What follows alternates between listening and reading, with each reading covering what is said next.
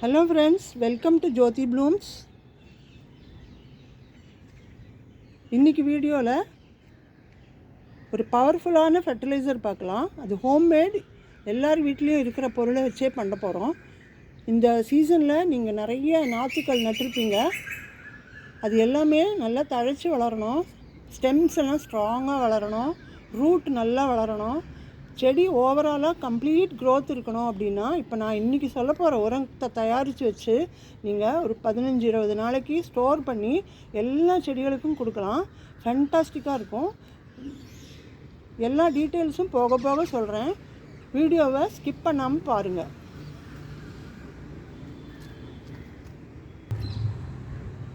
இங்கே பாருங்கள், இந்த டப்பில் வந்து ஒரு 2 வீக்ஸாக இந்த உரம் தயாரித்து மூடி வச்சுருக்கேன்.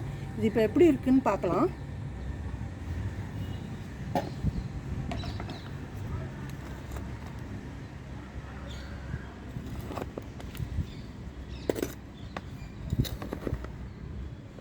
ஃபேண்டாஸ்டிக்காக இருக்கா? பார்க்குறதுக்கே தெரியுதா? இந்த உரத்தை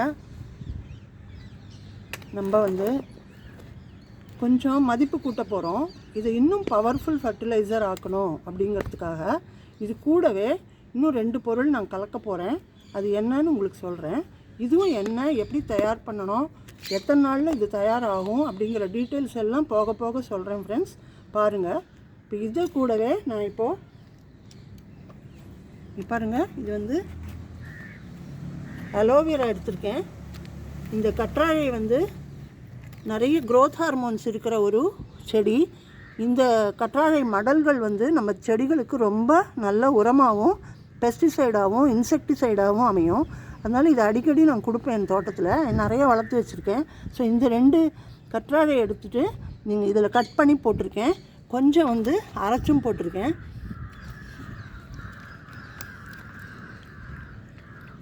பாருங்கள், இதில் நுண்ணுயிர் பெருக்கத்துக்காக கொஞ்சமாக வெல்லமும் ஆட் பண்ணியிருக்கேன். இது வந்து வெள்ளை தண்ணி பாருங்கள், அதையும் இதில் ஆட் பண்ணி தான் தயாரிச்சிருக்கேன். இது ஒரு 3 டேஸாக நல்லா ஊறின்னு இருக்கு. இதை வந்து நம்ம இப்போது உரமாக இதில் சேர்க்க போகிறோம். இதில் சேர்க்குற பட்சம்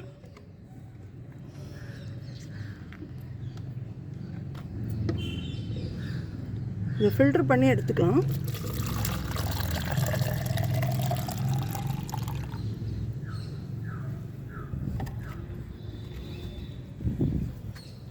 இது இதில் சேர்க்குறேன்.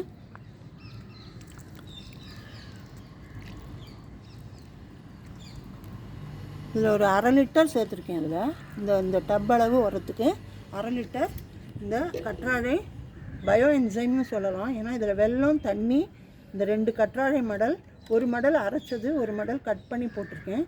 அது இல்லாமல் 3 நாள் ஊற வச்சது. இது ஃபஸ்ட் கிளாஸ் உரம். இதில் வந்து க்ரோத் ஹார்மோன்ஸ், ஜிபர்லின், ஆக்சின், அப்புறம் சைட்டோகைனின்ஸ் அப்படிங்கிற வேதிப்பொருட்கள்லாம் இருக்குது. க்ரோத்துக்கு ரொம்ப நல்லது. செடி டெவலப்மெண்ட்டு வேர்லேருந்து மேலே நுனி வரைக்கும் பூ, காய் எல்லாம் திரட்சியாக வந்து பளபளப்பான காய்கள் கிடைக்கும். பெரிய பெரிய காய்களும் பழங்களும் கிடைக்கும். அதுக்காக தான் இது யூஸ் பண்ணுறோம். இதை தவிர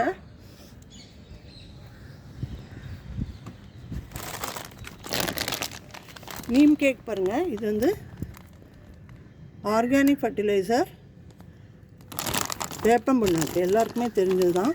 வேப்பம் புண்ணாக்கு வந்து நல்ல ஒரு கைப்பிடி இதுலேயே போட்டுக்கிறேன். இது வந்து வேப்பம் புண்ணாக்கு எப்போவுமே நல்ல குவாலிட்டியாக வாங்கிக்கோங்க. அப்போ தான் நல்ல வாசனையாக இருக்கும். கொஞ்சமாக போட்டாலே போதும், ரொம்ப போட வேண்டாம். இப்போ குவாலிட்டி இல்லைன்னா ஒரே மண் கலந்து உங்களுக்கு அதோட பலனே கிடைக்காது. ஸோ பார்த்து வாங்கிக்கோங்க மார்க்கெட்டில். இப்போ இது வந்து இப்போ போட்டுக்கிறேன். நான்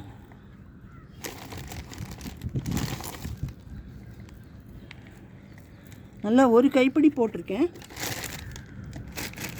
இது எல்லாத்தையும் இப்போ நல்லா மிக்ஸ் பண்ணிவிட்டு நம்ம செடிகளுக்கு உரமாக பயன்படுத்திக்கலாம். நீங்கள் இப்போ இந்த சீசன் முடிஞ்சு அடுத்த சீசனுக்கு காய்கறி செடி நிறைய போட்டிருப்பீங்க. தக்காளி, பச்சை மிளகா, கொடிக்காய்கள், பீர்க்கங்காய். நான் இப்போது இதில் பரங்கி விதை போட்டேன் பாருங்கள். இதில் 2 செடி எடுத்துருவேன், க்ரௌடடாக எடுத்து. பட் நல்லா ஹெல்த்தியாக வளர்ந்துருக்கு பாருங்கள் நாற்று. 2 செடி எடுத்து க்ரோ பேக்கில் வச்சுருவேன். இப்போ இதுக்கு வந்து இந்த பெட்டு பாருங்கள், நல்ல வளமான பெட்டு. இதில் நிறைய பச்சை இலையெல்லாம் போட்டிருக்கேன். இது இப்படியே மக்கி உரமாயிடும். இதுக்கு மேலேயே நம்ம இதை கொடுத்துடலாம். இப்போ இந்த ஏற்கனவே தயாரித்து வச்ச உரத்தை வந்து நம்ம இன்னும் பவர்ஃபுல் ஆக்கியிருக்கோம்.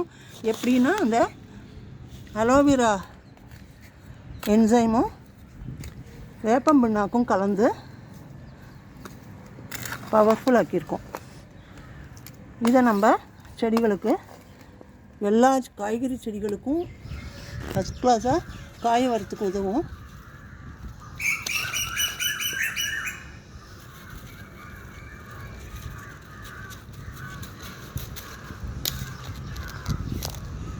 பன்னெண்டு இன்ச் பாட்டாக இருந்தால் நீங்கள் இதால் 2 கொடுக்கலாம், 2 கரண்டி கொடுக்கலாம்.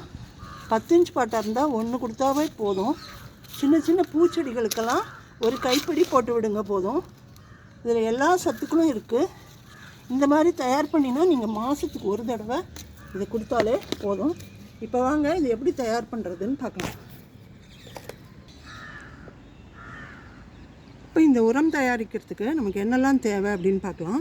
இது வந்து கார்டன் சாயில் எடுத்திருக்கேன்னா, உங்கள் தோட்டத்து மண் எதுவாக இருந்தாலும் எடுத்துக்கலாம். இல்லை பழைய தொட்டி மண் இருக்குது, நீங்கள் ரீபாட் பண்ண போகிறீங்க அப்படின்னா அதை கூட எடுத்துக்கலாம். ஏன்னா அதை நம்ம செறிவூட்டி நல்லா உரமாக்கி கொடுக்க போகிறோம். ஸோ அந்த மண்ணு கூட நீங்கள் எடுத்துக்கலாம். உங்கள் தோட்டத்து மண் ஓரளவுக்கு நீங்கள் எடுத்துக்கோங்க. உங்களுக்கு எவ்வளோ செடி இருக்கோ அதுக்கேற்ற மாதிரி நீங்கள் இதை தயார் பண்ணிக்கலாம். மண் வந்து நமக்கு எப்போவுமே அவைலபிள் தான். ஸோ நீங்கள் எவ்வளோ வேணால் இதை தயார் பண்ணி வச்சுக்கலாம். இந்த தோட்டத்து மண் கூடவே இப்போ வந்து இந்த கவுடங் யூஸ் பண்ண போகிறேன். இது வந்து காஞ்ச வரட்டி. இது ஆன்லைனில் அமேசானில் தான் வாங்கியிருக்கேன். இது வந்து பழகின ஒரு கவுடங் தான். அதனால் புதுசாக இருந்ததுன்னா நீங்கள் காய வச்சு அந்த மீத்தேன் கேஸ் எல்லாம் போகிற அளவுக்கு அதை காய வச்சு தான் எடுக்கணும். இது வந்து நம்ம டைரெக்டாகவே யூஸ் பண்ணிக்கலாம். ஆனால் ஊற வச்சு தான் எடுக்க போகிறேன். இப்போ இதில் பாருங்கள், ஊற வச்சுருக்கேன். இப்போ இதுலேருந்து இந்த கவுடங் பீசஸை ஊறிட்டு நல்லா இதை வந்து போட்டுக்கணும். இது இப்படி நல்லா மக்கி போயிருக்கு பாருங்கள். இதை நல்லா இப்படி பிச்சு போட்டுட்டா அது ஃபுல்லாக ஒரு 15 டேஸில் கம்போஸ்ட் ஆகி நல்ல ஒரு உரமாக நமக்கு கிடைக்கும். கவுடங் கம்போஸ்ட் தான் நான் சொல்கிறது.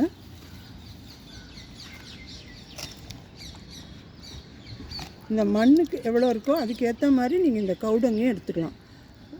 நான் இப்போ 2-3 பீசஸ் எடுத்திருக்கேன் ஊற வச்சு.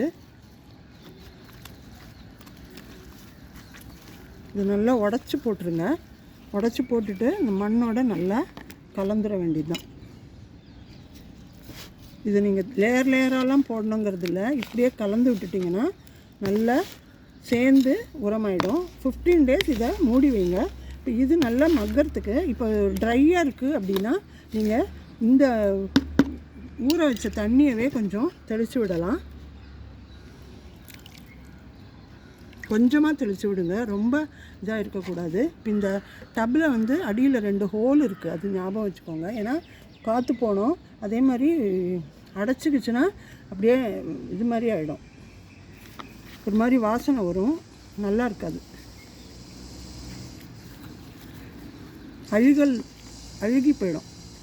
அதனால் இதை இப்படி வச்சுட்டு மூடிடுங்க.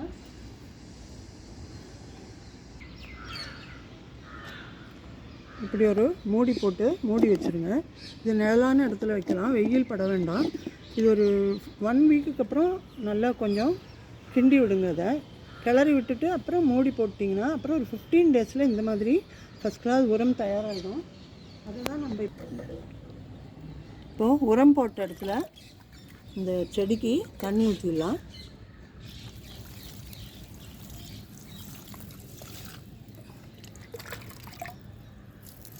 இந்த பரங்கிக்காய் வளர்ந்து காய்க்கும்போது நான் வீடியோ எடுப்பேன். என்னோடய சேனல் சப்ஸ்கிரைப் பண்ணி வச்சுக்கோங்க. எனக்கு எல்லா வருஷமும் பூசணிக்காய், பரங்கிக்காய், அப்புறம் அந்த மலபார் வெள்ளரி எல்லாமே நான் இந்த பெட்டில் போட்டு அறுவடை பண்ணுவேன். இந்த செடிகள் வந்து இப்போ நாற்று பருவத்தில் இருக்குது. வளர உரம் கொடுத்துட்டே இருப்பேன். அதுக்கு தான் நான் இதை ஃபில் பண்ணாமல் வச்சுருக்கேன். உரம் கொடுக்கும்போது மண்ணும் சேர்த்து தான் கொடுக்க போகிறேன். ஸோ ஃபுல் பெட் ஆகிடும். அதுக்கப்புறம் ஃபஸ்ட் கிளாஸாக காய்க்கும். நான் என்னுடைய ஷார்ட்ஸ் வீடியோஸில் தான் வருட வீடியோஸ் எல்லாம் போட்டிருக்கேன், அதையும் போய் பாருங்கள். ஃப்ரெண்ட்ஸ், இங்கே லாஸ்ட்டு வீடியோவில் நான் ஒரு உரம் காமிச்சேன். அது வந்து நான் தயார் பண்ணி எல்லா செடிகளுக்கும் கொடுத்தேன். அப்புறம் திரும்பவும் ப்ரிப்பரேஷன் காமிச்சது தான் இது. இது வந்து பாருங்கள், இந்த காஞ்ச இலையெல்லாம் மக்க வச்சு ஒரு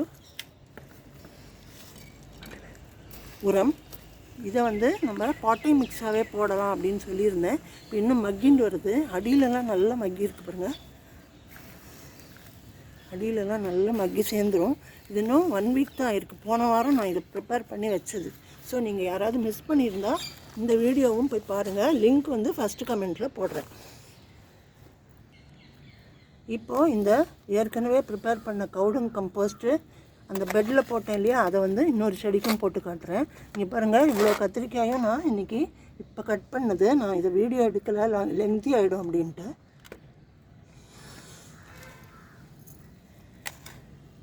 இந்த ஆலோவேரா அப்புறம் வேப்ப மண்ணாக்கு கலந்து வச்சது இது. இதை வந்து நம்ம இந்த கத்திரிக்காய் செடிக்கு கொடுக்கலாம். இதை வந்து கொஞ்சம் மேலாக கிளறி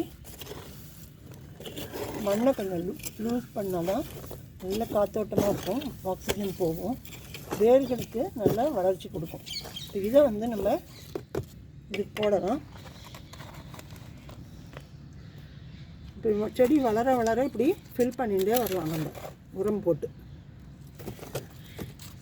ரொம்ப வைக்கும்போதே ரொம்ப ஃபுல்லாக வச்சோம்னா நமக்கு இந்த மாதிரி இடம் கிடைக்காது போடுறதுக்கு. அதனால் கொஞ்சமாக தான் நான் மண் போட்டு வைப்பேன்.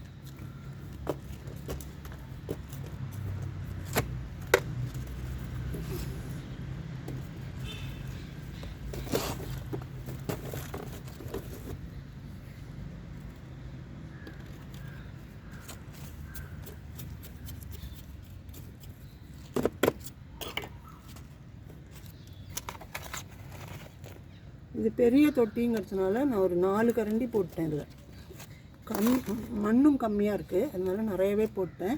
அதே மாதிரி நீங்கள் இதை வந்து எல்லா காய்கறி செடிகளுக்கும் பழச்செடிகளுக்கும் பெரிய பெரிய தொட்டி வச்சுருக்கிறவங்க ப்ரிப்பேர் பண்ணி கொடுத்து பாருங்கள். First class result. நிறைய காய்கள் எழலாம். இந்த சீசனுக்கு நீங்கள் காய்கறிகள் எல்லாமே நல்லா அறுவடை பண்ணலாம்.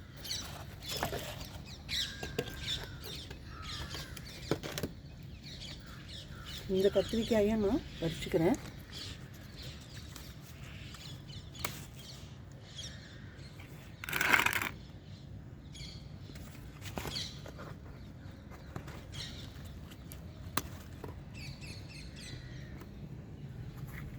இதுதான் இன்றைக்கி ஒரு கத்திரிக்காய் அறுவடை. நம்ம வீட்டிலையே ஆர்கானிக்காக எந்த கெமிக்கலும் இல்லாமல் இந்த மாதிரி வளர்த்து நம்ம கிச்சனுக்கு யூஸ் பண்ணினா ரொம்ப சந்தோஷமாக இருக்கும், ரொம்ப ஹெல்த்தியாகவும் இருக்கும், ரொம்ப திருப்தியாக இருக்கும். அதனால் எல்லாருமே இந்த மாதிரி உரம் கொடுத்து உங்கள் செடிகளெல்லாம் வளர்த்து இந்த மாதிரி அறுவடை எடுங்க. Happy gardening friends.